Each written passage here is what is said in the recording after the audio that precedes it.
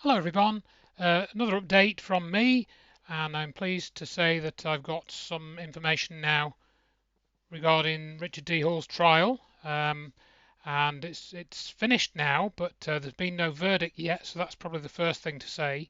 And it's quite interesting what's been happening. I spoke to Richard yesterday briefly on the phone, and he's okay.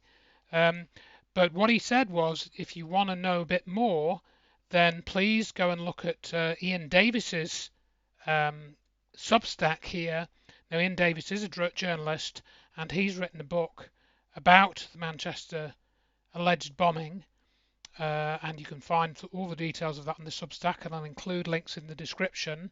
So go and look there. Iain Davis, of course, has been a guest on Richard D. Hall several times, I think 4 or 5 times maybe by now, and so you can find interviews with Iain about several different topics on richplanet.net. So there's so far as of the today, which is the 1st of August, there are three Substack posts from Iain Davis, and you can read those. Quite lengthy. Iain Davis is a good writer. He's a little bit more verbose than I would be, but I'm really glad that he's been there and he's been taking copious notes on the trial. So that's really good because I wasn't able to go down really for that length of time. So it's great that Richard has had some supporters there. Um, and yeah, so that's Iain Davis's book there. Um, the first blog post quite long, but it kind of sets the context. But it does highlight one of the things which came up in the court, which is kind of surprising because I just thought they were going to go after Richard completely and not allow any of the evidence to be discussed. But thankfully, that has happened. Um, and what Iain points out in the first blog post, for example, was Richard D. Hall, an alleged Manchester Arena survivor, Josie Howarth, this is what Richard has said about her, who was reportedly severely injured by shrapnel from Salman Abedi's suicide bomb, spent 5 weeks in hospital as a result, said the following: "We'd been sat waiting for the concert to end on some steps near the entrance. When the music stopped, we stood up and went towards the foyer.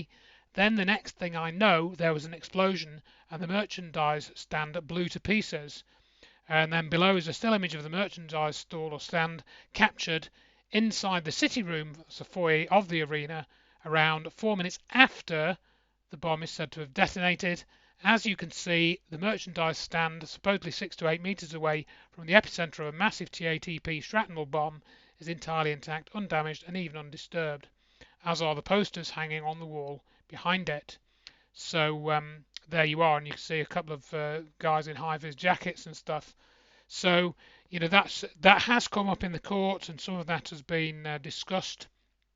And now Richard said that a court transcript has been asked for, so eventually that transcript will be published somewhere, probably on Richard's site. In the meantime, there are a few more elements which Iain has highlighted. One of the important things that is worth noting here as well is that prior to the trial, the legacy media were content to brand Hall a conspiracy theorist and attack him personally. The Mail described Hall as Britain's sickest man because he reported that the evidence exposing the Manchester Arena bombing was as a hoax. Now they refer to Hall as a former TV producer. Now this is very interesting. So, for example, here we have the current story from about a week ago, just over a week ago actually, and I'll come to this in a minute. TV producer tells court millions of people have bought a lie as two Manchester Arena attack survivors sue him over claim attack was staged. And then Meet Britain's Sickest Man, this is from whenever, October I think, 9th February 2024, so earlier this year. Meet Britain's Sickest Man, YouTuber who doorstepped Manchester bomb, etc., etc. So you can see the shift in the ground there, and this, of course, you've got also echoed on the ITV News website, and they've described Richard here as a TV producer, and they do get conspiracy theorists in. Now these articles are interesting. They do seem to represent a shift in the attitude towards Richard. Of course, not out of the woods yet, but this is very interesting that they would put things in this light. And there's a couple of other stories you can find. Some of this, they're all basically the same story that's been scripted by somebody, and there are slight adjustments in what's there. And so you can look at that, and they go through all the details of the attack, and uh, they do report some of what Richard said, but interwoven with that is the assumptions and the statement as fact that this, Salman Abedi let off the bomb and all of that, and all these people were injured, which of course is disputed here. Um, so what is also interesting to me is that these stories have been out for about a week, and I certainly didn't see them because I don't look at any regular news sources, alternative or mainstream. I just don't look at them anymore, because of my experiences with 9/11 and stuff. So, but also what's interesting is that people have written to me asking, what's been happening in Richard's trial in the last sort of 2 or 3 days, because I think a few people are aware, that this trial was going on. But none of them have seen these stories in the media, which of course to me means that nobody is reading these stories, or not, certainly none of the people that I, correspond with. So that's kind of interesting. It shows you that there is, to me, a reduction in the number of people reading these stories. Going back to Iain Davis's first three blogs, and again I'll pick out a couple of interesting things that he's highlighted here. Now, Richard's barrister speaking for him is Mr. Oakley, Paul Oakley, and he's quoted here by Iain. He's also quoted in the Daily um, Mail article and stuff. Um, and let's see, I think I scroll past it. No. But um, in court under cross-examination, Mr. Hibbert could not identify any specific incidents of harassment while he was on the stand. I mean, so this is not looking good for them. And then it was also noted by Mr. Oakley that Mr. Hibbert had said there had been a huge reaction to the BBC Panorama episode Disaster Deniers, first broadcast in October 22, based on the alleged journalism of the BBC's first social media and disinformation correspondent, Mariana Spring. Disaster Deniers featured Hall and levelled many of the same allegations later made by Mr. Hibbert against him. Mr. Hibbert stated that the huge reaction led him, Eve, and his extended family, including Miss Gillibard, that's Eve Hibbert's mother, to fear for their safety. Mr. Oakley asked if Mr. Hibbert had willingly participated in the Panorama programme. Mr. Hibbert confirmed that he had. He stated that he had known Mariana Spring since 2021, and that Spring was among the people who had mentioned Hall and Hall's work to him. And again, elsewhere, Hibbert said that he didn't know of Richard D. Hall's work until like 2020 or 2021. Mr. Hibbert said that he had worked with Spring on her Disaster Trolls podcast series, which also attacked Hall. When asked by Oakley, Mr. Hibbert confirmed that he had launched the legal proceedings against Hall after his involvement with the BBC and Mariana Spring.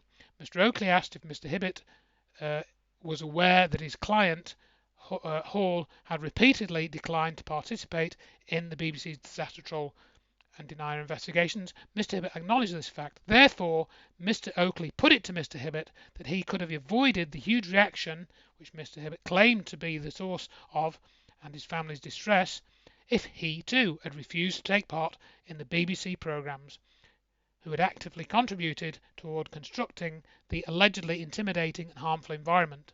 Mr. Hibbert insisted that it was Hall's actions that led to the claimed distress. So I'll leave you to read those. The links will be in the description. But I think I was quite pessimistic about this to the point where I didn't really want to look for these stories. But it seems that I mean, as Iain has said, some of the stuff that's come out is pretty unbelievable. And again, clown world stuff. It shouldn't even be in court really. There's not really a case to answer. I think is what you can, if you read between all these lines, there isn't really a case to answer here. You can study Iain's very articulate posts in detail and make up your own minds. So yeah, there's the ITV story and stuff. So there you are. That's an update on the Richard D. Hall case. So summary is waiting for the verdict. There's a long way to go yet. Some stuff has come out in court that I didn't expect would come out. So again, we'll just have to see where it goes from here. So I want to switch tracks to a few different topics now. First, starting with a thing I was sent a couple of weeks ago about this Deal report. Now, some of you may remember, and I'd completely forgotten about this until this email from Frank Ferguson reminded me, that there was a Deagle report about the world population declining starting in 2025. And really, there's not much to say about this other than that this Deagle document, I forget the exact document, I think you can find it in one of the links here. Again, it suggested that the world's population was going to decline substantially starting around about 2025. And I think this thing was actually published in 2014, was it originally? Yeah, it was 2020.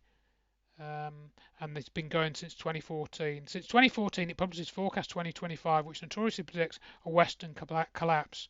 So I don't know when the first prediction of a collapse was made, whether it was 2020, 2014, or 2020, but you can read this article if you want. But the thing is, it seems to have come true. The population has started to decline in the wake of COVID. You know, other people have called it a depopulation agenda and stuff. Whether that's true, I'm still not sure, but it does seem to be the case from the evidence now that a lot of people have died, a lot of excess deaths have occurred as a result of COVID. So you can read that post here if you wish and get more information on that. And again, make your own mind up. But apparently the Deagle site is actually I read somewhere here it's some sort of funded by some branch of US military intelligence or something. So uh, that was mentioned somewhere. So all very interesting. So moving on a little further then, I've just posted an article following actually a letter and an email that I received, and this is on Check the Evidence now. I've just posted that on the same day as this video. I've been working on it for a few days, and basically it's about diet, and the long and the short of it is, we should all be eating less carbohydrates and eating more animal fat in our diet, really. And it can address a number of health problems. A lady called Debbie had written this quite long letter to me, a handwritten letter, which was very nice to receive. And she talked about her daughter who had been suffering from bipolar disorder. And she basically went on a strict diet, which I've got here. It was high in fat, moderate in protein, and low in carbohydrates, specifically sugar and fructose. So she cut those substances out of the diet. And lo and behold, after a period of time, I'm not sure of the exact details of this, but she recovered and her mental health was vastly improved. I mean, she was in she was in dire straits with her mental health. Her daughter was quite young, in her 20s. And so Debbie's did all the research, and I'd heard bits and pieces of this before, but her letter drew things together nicely, so I kind of used this as a backdrop for my article. And most of it, I just added a few links because she wrote a written letter, so she told me some links and sources, and I sort of inserted those at the various points. But basically, it's to do with the fact that if you have too many carbohydrates in your blood, it can actually damage the cells, particularly cells in the brain and nerve cells. So this can lead to various mental and neurological problems.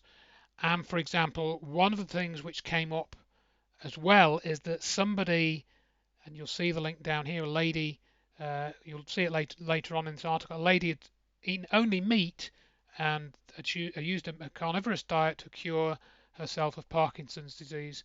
And this again is all down to the way that carbohydrates can end up damaging cells if there's too much in your diet, and we need to have more fat in our diet, which makes the cells metabolize differently. They can metabolize using ketones, so you can have a ketogenic diet. And why I wrote this article is around the same time I received an email from a chap called John, who's a long-time reader of Check the Evidence stuff, and he basically said that he was a vegan for 15 years up until about I think 12 years ago, and then he switched to a carnivorous diet, and he doesn't eat much now. He just eats some beef and water once a day, and he fasts. He has periods of fasting, and he says he's fine, he's fit and healthy, and you can read the details of that here. So it's really kind of flies in the face of all these dietary guidelines that we're supposed to follow, 5 a day and all of that. And there's a lot of people saying the same sort of thing. I'm going to read you another thing in a minute. After I'd sent this out this morning, I received 2 emails, which I'm going to read out the gist of shortly. But there's all the links here, lots of videos you can watch if you want. But at the end of the day, I'm not a great eater really. I'm average.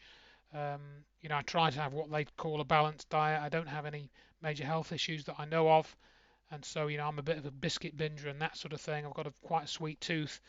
Um, so there is the element of enjoyment of food and diet. We're lucky enough to be that we can have a choice of food. Well, I am anyway, and so I do get enjoyment out of eating various different foods. So there is that dimension to it.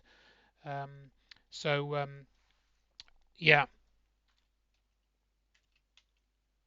So after I'd posted this article this morning, I received this email from Dan, and he said, I have ADHD where the hyperactivity is in my brain. About 6 months ago, I stumbled on a video promoting a keto diet, that's a ketogenic diet, where ketones are used to give you energy rather than carbohydrates, to help with its symptoms. I have to say I was very skeptical at first, since it goes against everything we have been told about nutrition.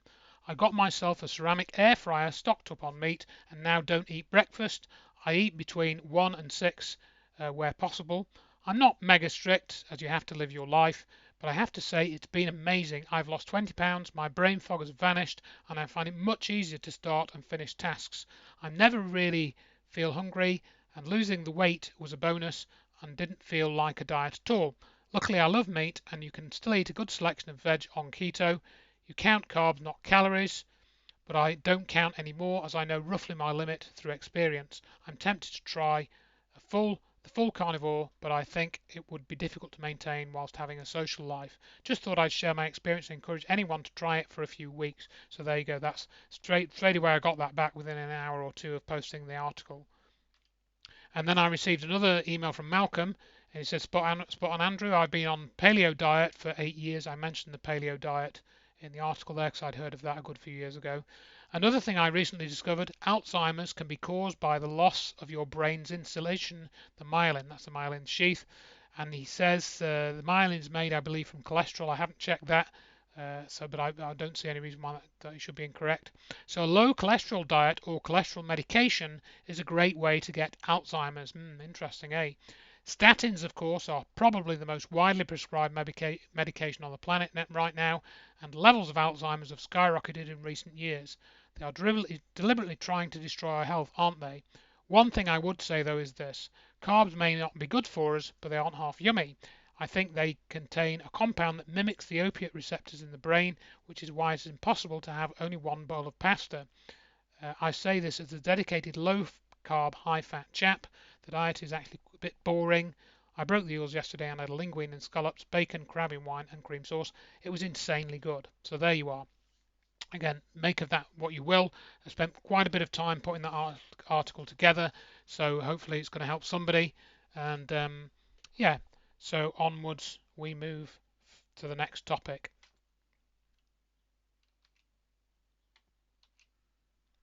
So you may remember in previous videos I've mentioned the affair of Kate Middleton, and that I mentioned that there was some speculation that she'd been killed or she died, and they were just keeping this covered up. And we had this AI video, which apparently was a very strange video of her sat on a bench giving an update about her cancer diagnosis and so forth. And so some people were suspecting that we'd never see her again. Well, that's turned out apparently not to be true, because she made an appearance at Wimbledon in the men's final. I actually ended up seeing this on the TV, or part of this, just almost by coincidence actually. And you can see this is dated July the 14th, so this is just over a couple of weeks ago now. People commented that she didn't look well. I mean, she looks okay to me, perhaps a little skinny, but I don't know. I haven't really I haven't really looked at her physique, so I don't know if that's normal for her. So yeah, she was there with Princess Charlotte, but absent was William. So William was not there. Now, this cancer thing may be real, or it may be a made-up story to sort of distract from other things. But somebody told me about the German New Medicine scheme of things. things where cancer can be caused by, some sort of conflict in your life that or something that you can't get over. And if it's true that Kate has got cancer, then perhaps it's to do with this. And there's been stories for quite a while now. You can find these relatively easily. Somebody sent me this link about Rose Hanbury, the Marchioness of Cholmondeley, and now she's apparently what is or was a model. And there are rumours that William's been having an affair with her for quite a while. So I'm not really going to go into this. It doesn't really interest me. But the point about this is really relating back to the health issues, is that if it's true that William has had an affair and Kate, is just wants nothing to do with it, this could explain why they haven't been seen together in public, and there's been these issues with the children, not being present and things. She may not be living with them anymore for all we know, and doesn't want to appear with them in public. So the royal family have got to manage this in terms of public relations. And there's a video here if you want to watch this, discussing how William knows this woman and how Kate knows her and stuff, and what that might all mean. And maybe that's something which has triggered some kind of trauma for Kate, and that's, if she has got cancer and the diagnosis is accurate, then that's what's caused it. And again, you can look up this German New Medicine on Richard D. Hall's website. So that's something to think about, perhaps, if you're interested in such a thing.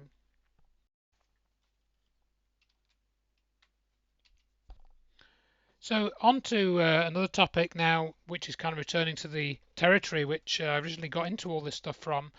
And I was sent a link to this video, and it's Michel Desmet, and he's the author of this book called the Thea Prophecy.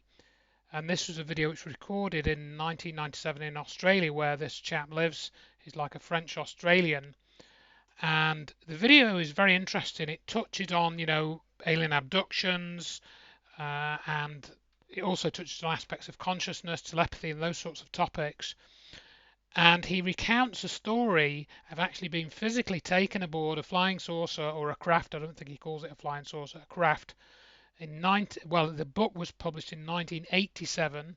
You can find a copy on the Internet Archive here if you want to download it. There'll be links in the description. You can also get it from Amazon if you want.